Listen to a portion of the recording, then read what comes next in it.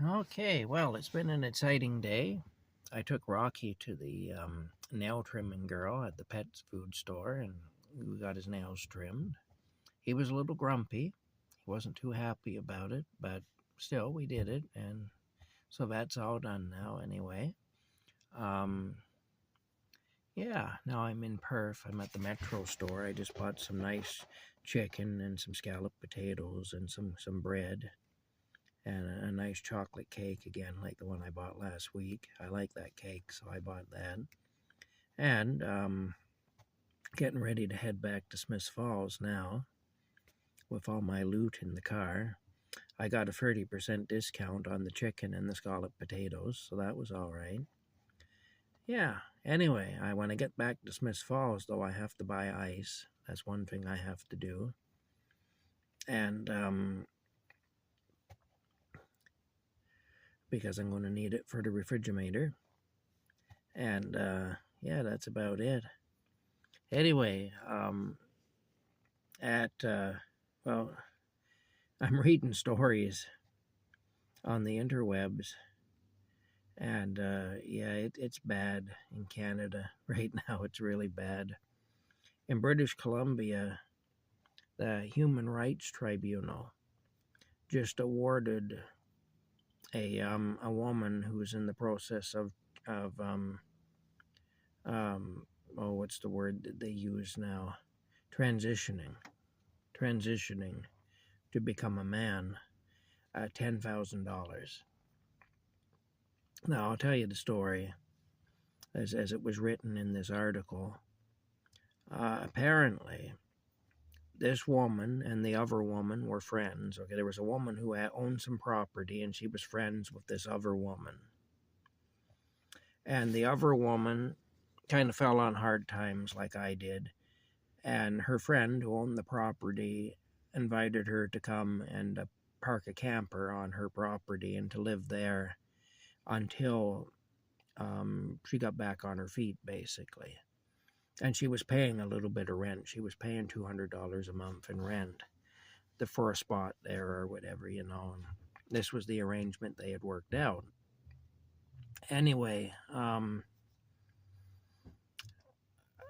the woman who came to live on the property, she was there for a while, and things seemed to be going pretty good.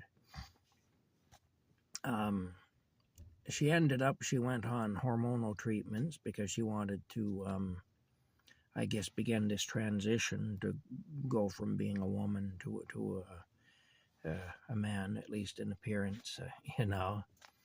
And so she started hormonal therapy. She had a bad reaction at one point to that and stuff. But anyway, then she announces to her friend who owns the property that she's going to go and have her surgery. She's going to have what they call top surgery, which is basically, there's top surgery and bottom surgery. And as you can imagine, top surgery has to deal with the breast, bottom surgery has to deal with the genitals. She was going to go in and get top surgery. She's going to have a double mastectomy, get rid of her breast in order so she would be more manly in appearance, you know. And her friend who owned the property expressed some concerns, was, you know, just said, you know, that may not be a good idea, and you know, I'm worried about you doing this and so on. I'm worried about how you will how you'll fare doing this. You know, I'm concerned about you, basically. Just as a friend, you know, she advised her that she thought it would be a mistake to take things to that degree, you know. Of course, once you do it, you can't undo it, eh? So you start cutting parts of your body off. You can't just undo that. It's, you know, you cut it off, it's gone. And that was her concern anyway. She says, if you have a double mastectomy, I'm concerned about how that will affect you, you know, and how about just the risks involved in it and so on. Now, the woman who owned the property, she had her mother had breast cancer and had a double mastectomy and had some serious complications as a result of the surgery. So she had that on her mind too, what her mother had went through. Now, of course, her mother had to have it done. this other woman was having it done for other reasons. But still, this woman's mother who owned the property, the mother of the woman who owned the property, the friend of the transgender person, was concerned for her friend based on her own experience and observations of what her mother had gone through when she had a double mastectomy due to breast cancer. Anyway, and she expressed those concerns to her friend. Her friend was adamant, though, she was going to have it done, and that was all there was to it. Anyway, they remained on good terms. There were no issues between them, really, and the transgender person continued to live on the property for a period of time, at least. And then, for whatever reason, the personality of the transgender person changed. Now, I'm going to go out on a limb here and say that it's a hormonal thing, because, of course, one of the things they do when you're transitioning is they mess around with your hormones. You know, they give you synthetic hormones in order to affect how you will, in order to make you more manly or more feminine, more masculine or more feminine, whichever it is you're going for. In this case, it was a woman, and of course, she wanted to be more masculine because she wanted to be transitioned to male. Now, my theory on this is because apparently this transsexual person, this woman who was transitioning to be a male, apparently she became aggressive and argumentative, and she got into a lot of disputes with other people on the property, and that became an issue. She got fighting with people. She just wanted to fight with people all the time, basically. It became very hard to get along with.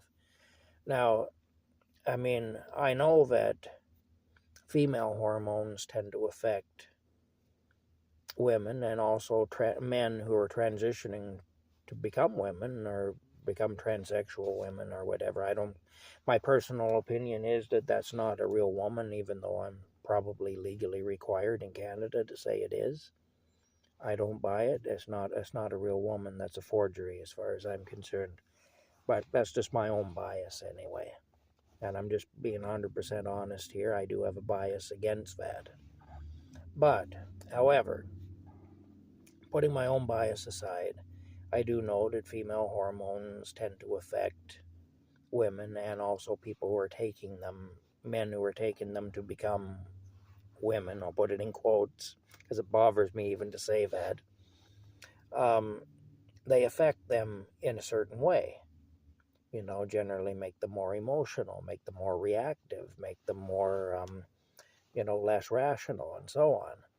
Now, male hormones, though, have their own effects. So if you're giving a woman who's transitioning to be a male, again in quotes, male hormones, testosterone and so on, well, testosterone tends to make one more aggressive. It tends to make one more kind of in your face, more willing to mix it up, more willing to fight, more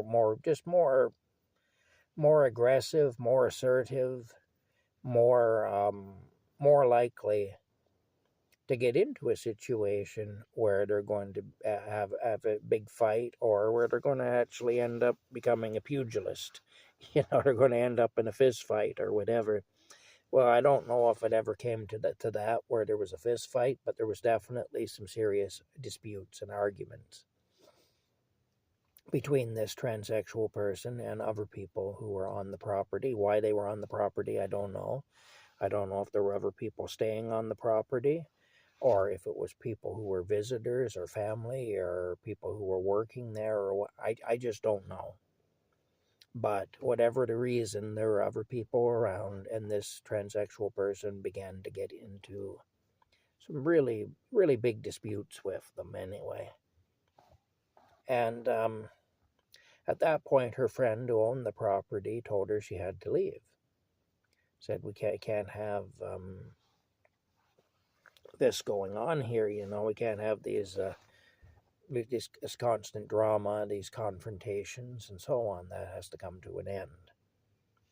And so she asked her to leave. Now, what happened next was The woman who owned the property got hauled into the Human Rights Tribunal. A complaint was registered against her.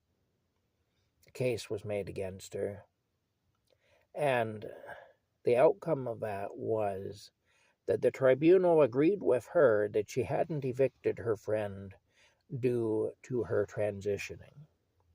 It wasn't a case of her discriminating against the transsexual person, because they were on good terms after she expressed her concerns, and the tribunal agreed that she had expressed her concerns with nothing but the best of intentions. But still, after she expressed her concerns, her friend, a transsexual person, did live on the property for quite some time, and they were on good terms. There was no issues between them. And so the tribunal agreed that the eviction didn't happen because of this person being a transsexual. That wasn't what it was. She wasn't discriminated against for that reason. However, they still awarded the transsexual person $10,000 in compensation from the property owner, from her former friend, and the property owner who let her camp there. And the reason they did that is they said that her comments about having doubts if it was a good idea to undergo a double mastectomy based on what her mother had gone through and so on, that those comments were hurtful and they were discriminatory and so on.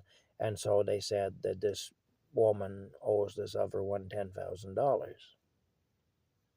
Now, and they agreed that the eviction occurred because of the behavior of the transsexual person, too, that they had caused the situation that ended with their eviction by being really hard to deal with, by just not getting along with the other people. You see, with not getting along with the other people, made them hard to deal with, made her hard to deal with, and so the tribunal agreed that the eviction was for just cause. The landlord or landlady or whatever had every right to evict her friend, or her former friend or whatever, because she was basically stirring up shit on the property, picking fights with people and so on. Now, here's the thing. What a stupid decision. What an incredibly stupid decision. And this is the stuff that's happening every day now in this country. And people will say, well, you're a bigot. You're just a hateful bigot, and they'll tell me that. You're a hateful bigot. If you're not 100% behind all of it and you're not supporting all of it, you're a hateful bigot, apparently. But the thing is, if you have any common sense and any ability to analyze information as it comes to you and so on, you can't be 100% behind all this stuff. You really can't be. Because in order to be 100% behind it, you would have to forget even your most basic things that you know to be true, and abandon all logic and reason. And then on top of that, you'd have to twist the thing around to make it fit. I mean, it's just a stupid thing. So, look, the woman expressed concern for her friend. She wasn't being prejudiced against her. She was friends with that woman, all along. She was enough of a friend to her that she invited her to come and stay on the property. They made a deal where this other lady paid a little bit of rent. But still, bottom line is, they were friends, and I'm sure she knew that this woman was a transsexual or had ambitions of going through a change prior to all that. And yet she was still her friend. Well, if you're a hateful bigot, you're not going to be a friend to somebody who you're a hateful bigot against. That's the first thing. The other thing is, even the tribunal acknowledged that the comments weren't made out of hatred, that they were actually made out of genuine love and concern for her friend. You know, she had had the experience of seeing her mother go through some pretty bad stuff after having a double mastectomy. And I'm not talking about stuff related to her cancer treatments, which I'm sure was bad. I'm not talking about that. I'm talking about things directly related to the double mastectomy. The woman, apparently, the old woman there, the mother of this person, had complications. Directly from the surgery, she had complications. And so this woman, then, when she heard her friend talking about having it done, she expressed concern. She said, "Well, you know what my mother went through. You know, I'm afraid for you. I don't want to see you go through that."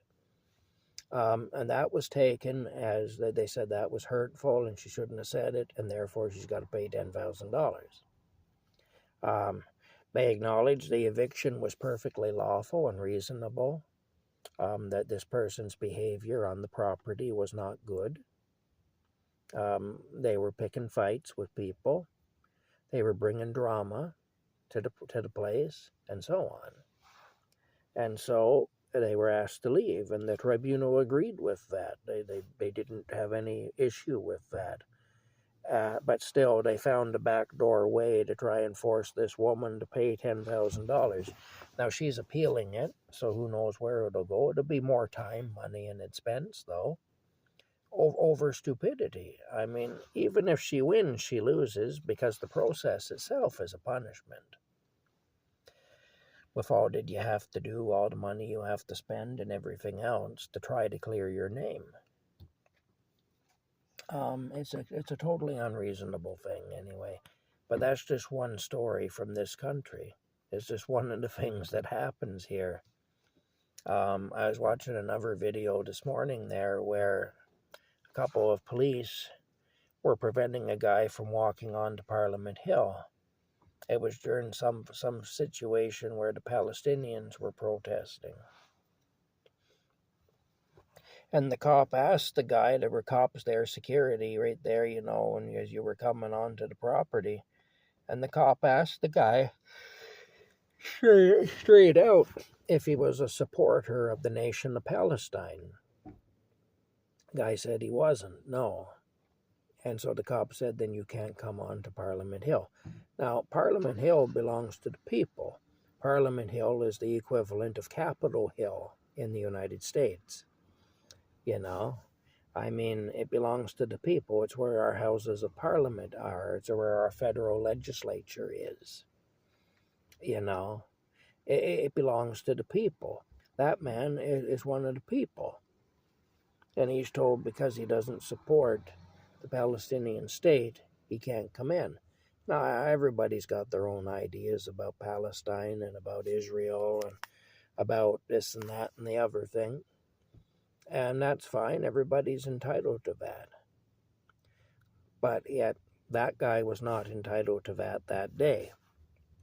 He said, because you don't support Palestine, you can't come on. And these were two RCMP officers that were barring the guy from coming onto the property. Told him he could come back another day and take his chances with a different team of guards if he was that worried. Anyway, bottom line is, there's a lot of foolishness happening right now.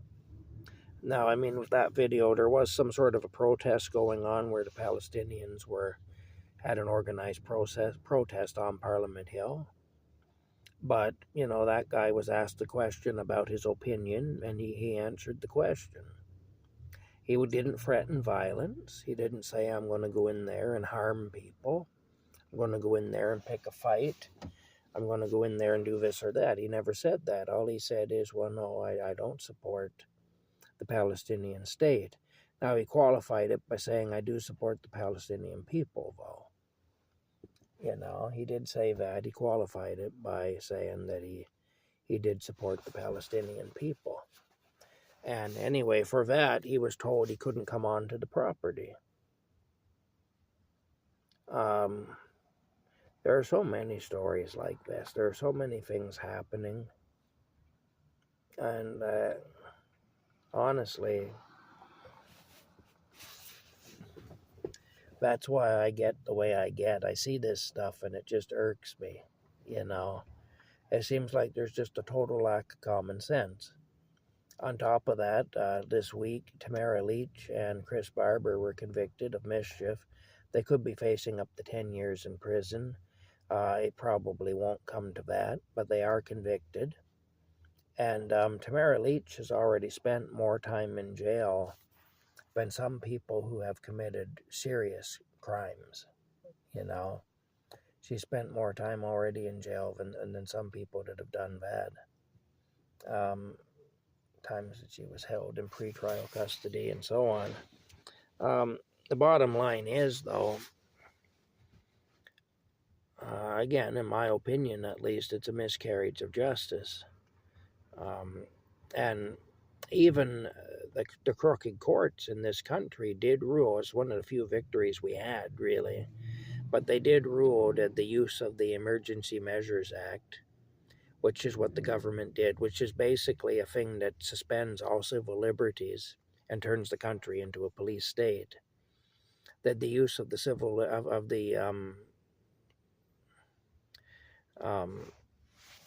the use of that act, I can't even think of the name of it now.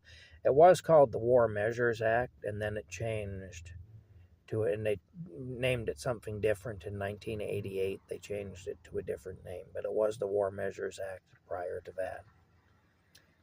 Anyway, it was decided, the judge decided in a case that the issuance of that act, that the activation of it was anti-constitutional and it was unnecessary. That act is there specifically for cases of war where there's real problems.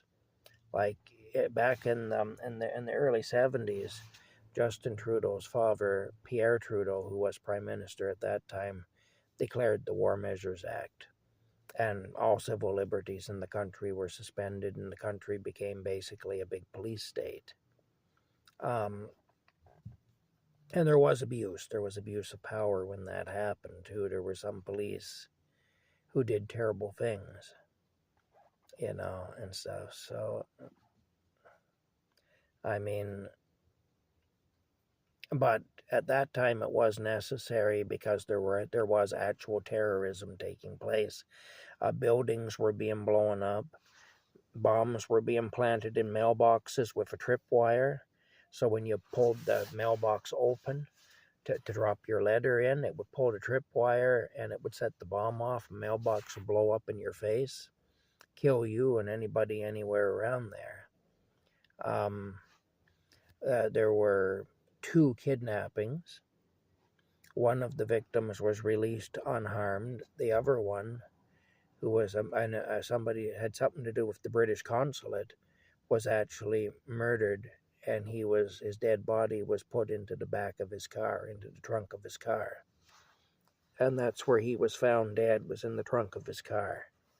Now, here's the thing, though. It was necessary given that was happening because, bombings, kidnappings, and murders were actually happening in Quebec. This was in Quebec, an organization by the name of the Front de Libération du Québec, which is known here as the FLQ, the Front de Libération du Québec. They were a group that decided they were going to take over the province. And they were going to do it by any means necessary, and they were going to separate it from Canada. And